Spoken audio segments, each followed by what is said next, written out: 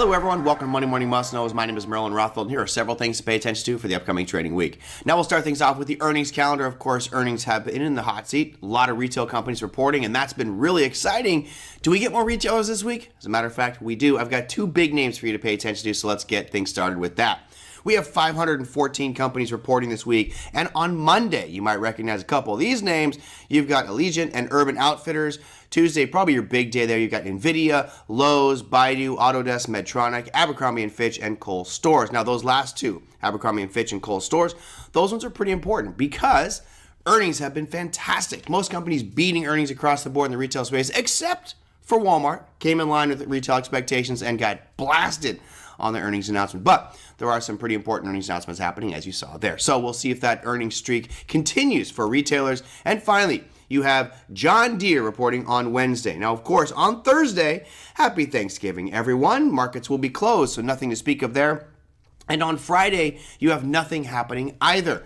Remember, Friday is a half day. What you should do is stay away from it because I think that this Friday could actually bring in a lot of undue volatility to this marketplace, and we'll get to that here in just a second. So let's talk about our second piece of information for you for the week, and that is going to be Jerome Powell.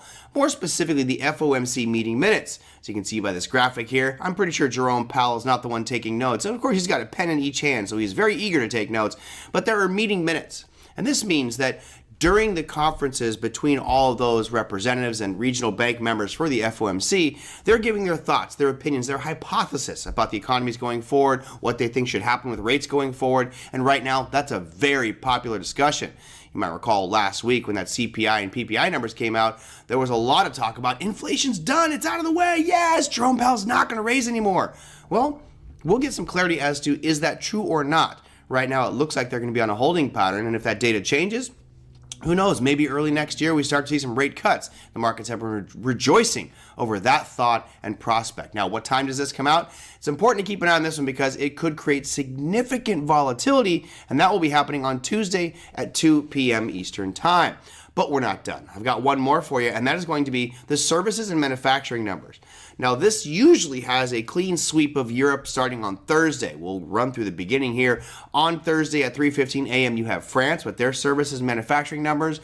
Right after that at 3:30, you have Germany. Immediately after that, the EU comes out with theirs at 4 a.m. Eastern Time. And then you get England at 4:30 a.m. Eastern Time with theirs. Now, what's interesting is normally right after that England announcement, England happens at 4:30 a.m. Eastern Time, we get the U.S. markets at 9:45. But wait a minute. U.S. markets are closed on Thursday, which means we're not going to get that announcement. We get it when it opens up the next day. And I think that this is extremely important. As you can see here, Friday at 9:45 Eastern Time, that announcement gets rolled out for U.S. manufacturing and service numbers. But remember, we have a half day because it's after Thanksgiving. You also have typically very low volume those days. Well, why low volume? Why isn't it a normal day even though it's half? Because most people take that day off. I know myself, I'm not even going to look at the markets on Friday. I don't care what happens. I know liquidity is low. I'll worry about markets on Monday when I get back to it and I recover from my tryptophan hangover from Thursday. So Friday could be a very volatile session, largely in part due to the announcement, but you also have the holiday week, you have the half day, could be an extremely volatile Friday. Probably the best thing to do is not trade on Friday.